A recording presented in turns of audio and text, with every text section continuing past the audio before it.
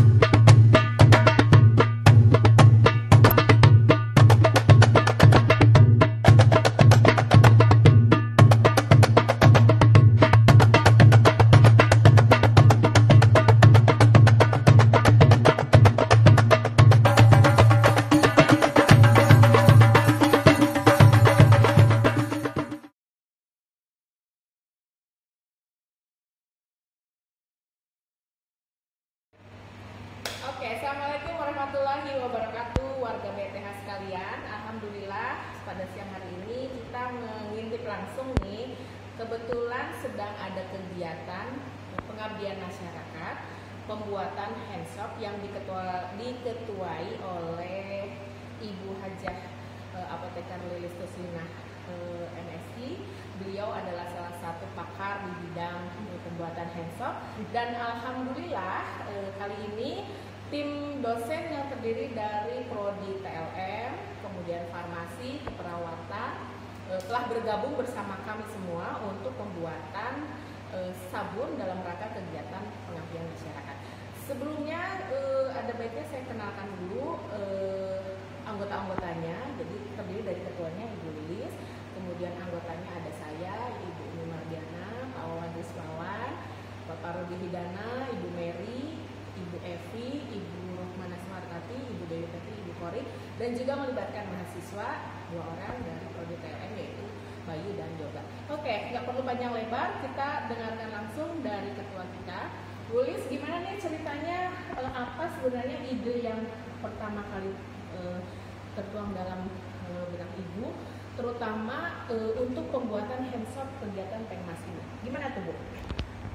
Ide pertama dimulai dari informasi dari sosmed, informasi dari media-media yang lain bahwa Indonesia pada umumnya akan memulai pembelajaran secara luring, ya, luar jaringan. Nah, kami yang ada di institusi kesehatan merasa terpanggil untuk berkontribusi dalam rangka meminimalisir atau mencegah penyebaran virus COVID-19, ya, betul. Terutama di kalangan siswa SD. Baik. Sehingga kami terpanggil apa yang bisa kami berikan sesuai dengan bidang ilmu kami. Okay. Nah, setelah kita diskusi dengan beberapa teman, ternyata yang lebih cocok adalah handshop karena ternyata penggunaan handshop itu lebih efektif dibandingkan dengan hand sanitizer ketika ada air. Baik, luar biasa kan, keren banget nih idenya ya. Jadi memang ini salah satu bentuk kepedulian kita ya Bu ya dalam rangka di masa pandemi ini dan terutama untuk membiasakan diri di AKBP, adaptasi kebiasaan baru. Oke Bu, sekarang kita pengen tahu nih Bu ya, kira-kira nih Bu bahannya ini mudah diperoleh atau gimana dan lain sebagainya. Kita pengen dengar dari Ibu secara langsung. Gimana Bu secara garis besarnya? Ya, bahan-bahannya sangat mudah diperoleh ya, untuk di Tasik. Di luar Tasik juga banyak sekali tersedia di beberapa PBF bahan baku dan relatif murah. Oke. Ya, itu nanti kita informasikan kalau ada yang berminat di mana-mana aja BBF di Tasikmalaya yang menyediakan bahan baku ini. Baik, oke. Jadi kurang lebih bahannya mudah diperoleh, harganya terjangkau dan proses pembuatannya juga sangat simpel. Oke, baik Bu. Sekarang kita pengen dengarkan Ibu ya untuk step berikutnya itu tahapan-tahapan apa saja yang perlu disiapkan untuk pembuatan handshop ini. Baik, jangan kemana-mana. Kita ketemu lagi di proses persiapan bahan pada saat pembuatan sabun. Oke, check it out. Oke, seperti yang tadi telah disampaikan di awal, kali ini kita akan mengetahui secara detail bahan-bahan dan alat yang dipakai pada proses pembuatan sabun dalam kegiatan pengabdian masyarakat Stikes BTH Tasikmalaya.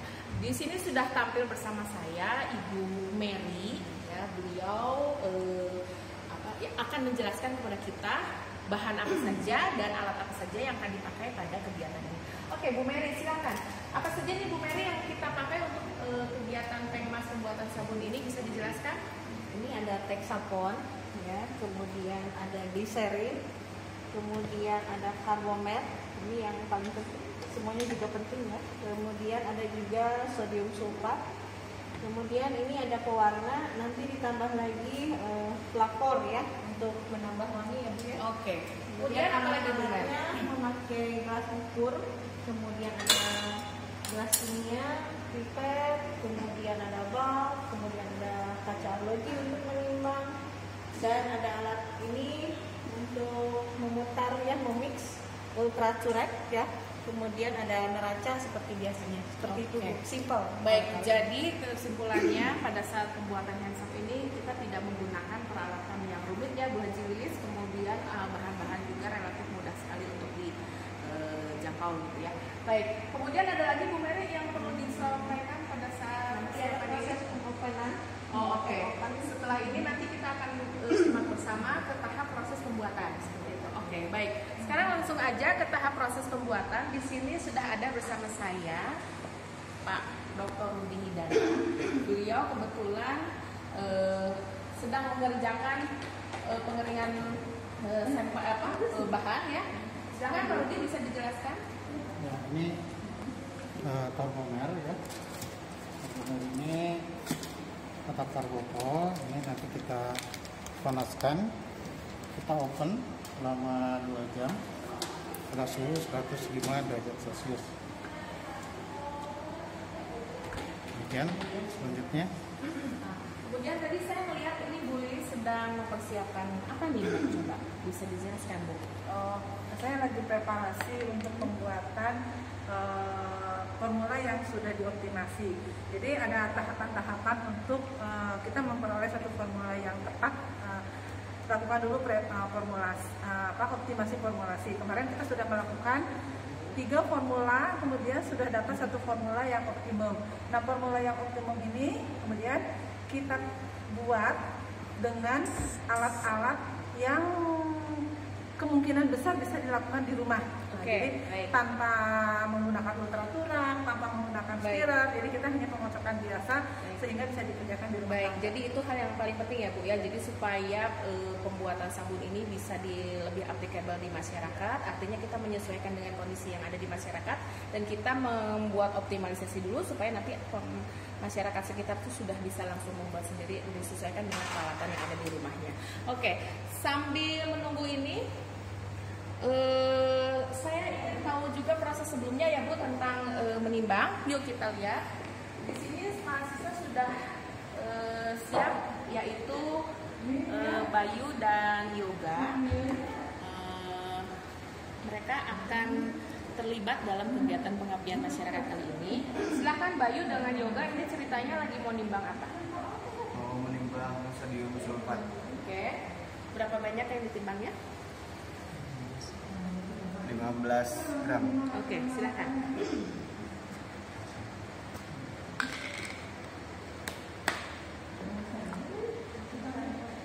Untuk yang pertama yaitu nyalakan alat yang akan digunakannya. Yang kedua yaitu simpan kaca arloji, lalu tekan tombol enter untuk dinolkan. Setelah itu nanti masukkan bahan yang akan ditimbang, yaitu sodium sulfat.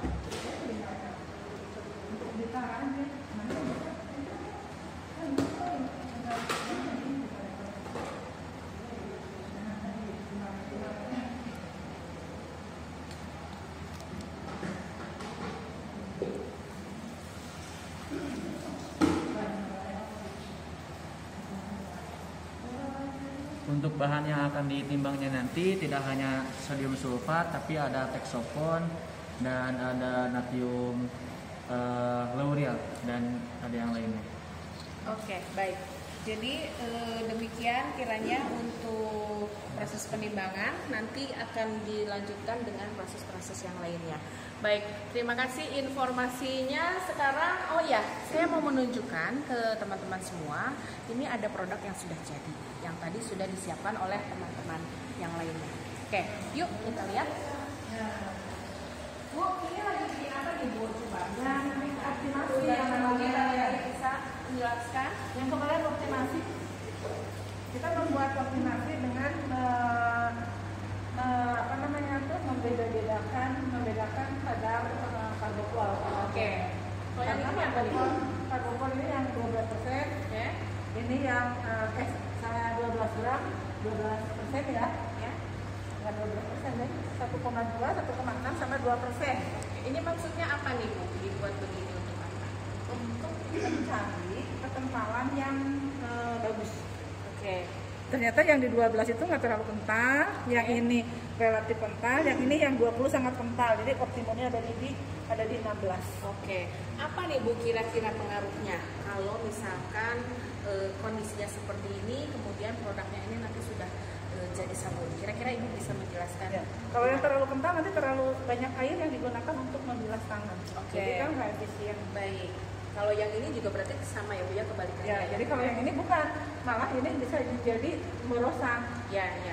Jadi Baik. yang optimum, Yang optimal. Oke.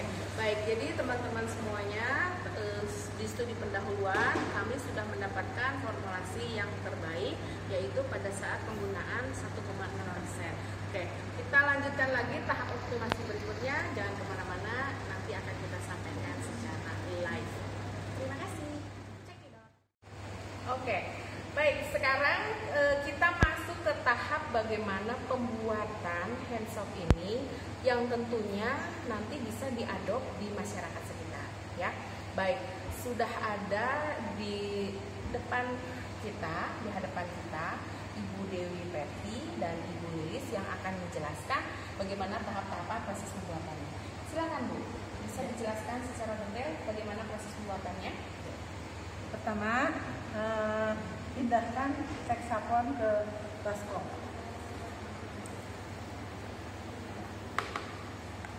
Ini tadi ditimbang itu beratnya 125 gram. 125 gram Texapon, ya. Oke, kemudian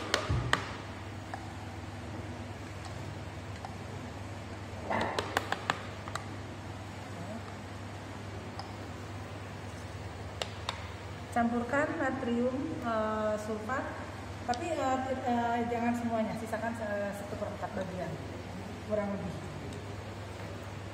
jadi ini natrium sulfatnya kita masukkan ke dalam wadah. Tadi sudah kita timbang sebanyak 50 Diaduk gram. sampai rata. Dan kemudian diaduk. Ini sebenarnya proses pembuatannya gampang sekali ya Bu ya. Ya, ini mengadop peralatan yang ada di rumah. Oke.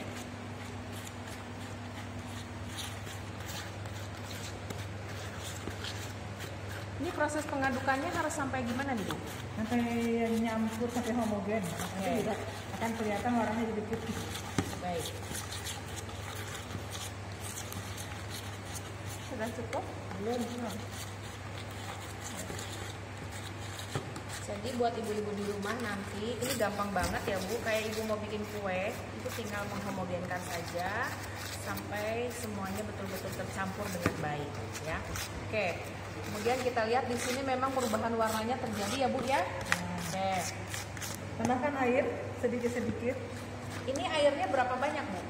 Nanti ini dibuat totalnya bisa 1 liter. Oke. Jadi campurkan air sebanyak 1 liter. Bukan 1 liter. Terakhir nanti. Oh iya. 1 liter. Baik. Ini mah hanya air untuk mencampur aja.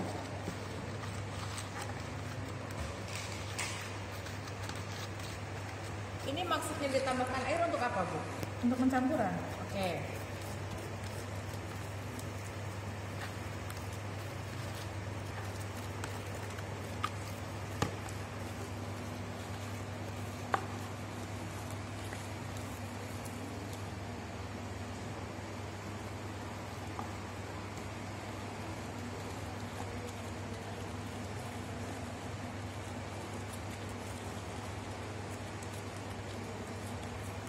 setelah begini kemudian tahap selanjutnya seperti apa, Bu? Sisa natrium sulfatnya nanti dicampur. Oke, jadi tadi ibu-ibu ya, kita kan menambahkan natrium sulfatnya itu hanya sebagian saja ya.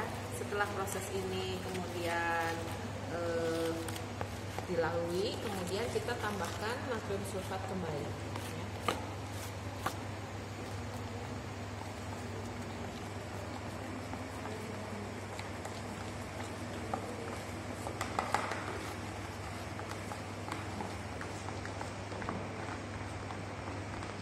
Jadi sekali lagi ini betul-betul sangat mudah sekali.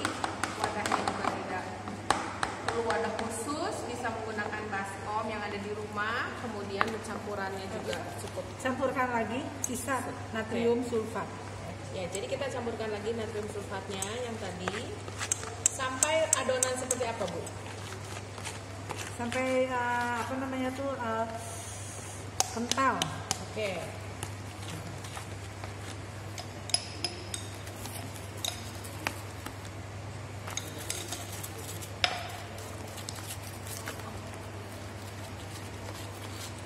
Sudah nampak terlihat ya, jadi bisa diperlihatkan ini.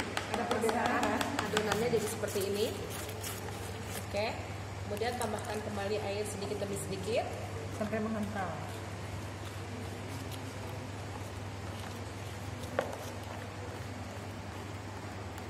Biasanya di Bu proses dari awal sampai akhir sampai terbentuk bahan siap jadi itu berapa menit, Bu, proses 10 buatan? menit. Oke, jadi nggak lama ya Bapak Ibu sekalian. Tapi disimpan dulu semalaman untuk menghilangkan busa. Oh, oke. Jadi nanti setelah proses ini selama 10 menit, kemudian kita diamkan selama 24 jam untuk menghilangkan busa. Oke.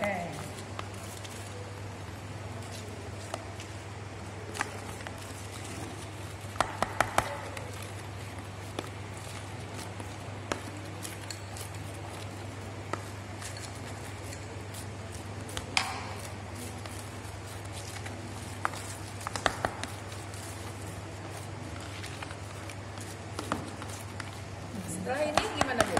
Tambahkan karbopol. Oke. Tadi kita sudah menimbang karbopol sebanyak 16 gram. Jadi kita tambahkan ke dalam adonan.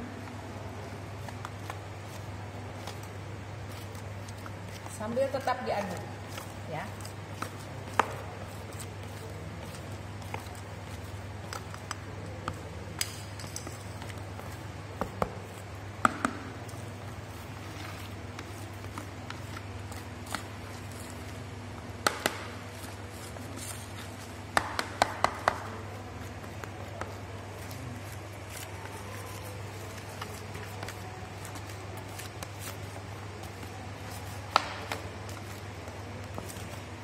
Setelah itu kemudian tambahkan air ada 1 liter tapi sedikit-sedikit. tambahkan air sebanyak Sampai 1 diad liter. sampai 1 liter. Tapi sedikit-sedikit tambah Oke. air. Bisa diperlihatkan sekarang. Nah, tampak seperti ini. Ini prosesnya terus sampai akhirnya nanti diad 1 liter ya, Bu. Oke. Baik. Kalau yang ini apa tuh, Bu? Tadi di meja itu saya melihat ada cat warna. Cat warna merah Oke. Jadi gunanya itu adalah untuk memberikan warna estetika aja. Oke, baik. Sama gliserin nanti ditambahkan untuk pelembut. Oke. Jadi nanti untuk pelembutnya kita menambahkan gliserin dan untuk estetika kita menambahkan cat warna sesuai dengan Dan selera. flavor pewangi. Oh iya, betul. Kurang lebihnya seperti itu proses pembuatannya yang sangat mudah dan bisa dilakukan di rumah dan mudah-mudahan ini bisa menjadi proyek inisiasi bagi Bapak Ibu sekalian yang ada di masyarakat untuk mulai memproduksi sabun secara mandiri. Baik, demikian liputan kita dari proses pembuatan sabun. Sampai ketemu lagi di liputan berikutnya yaitu tentang pengemasan. Ya, terima kasih. Salam.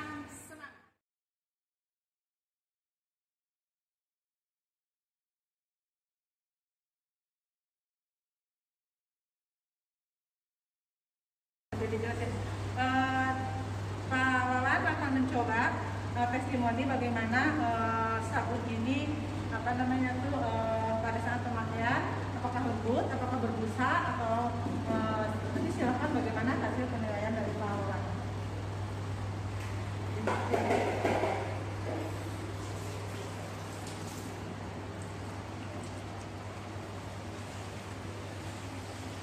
Cuci tangan yang benar ya, 7 langkah. Wah enak, lembut. Lembut.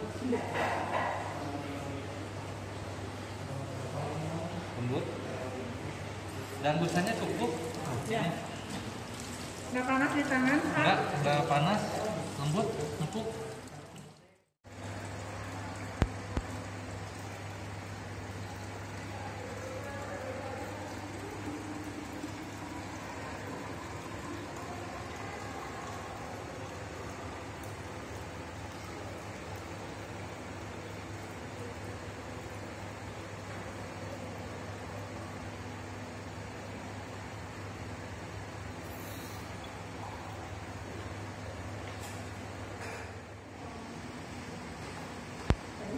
Dipindah-pindahkan dulu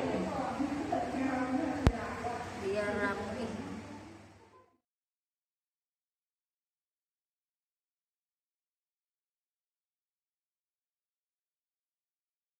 Pengmas kali ini, alhamdulillah kita dapat sponsor dari PT Dipa Prasada Husada atau bisa dikenal dengan BPH ya.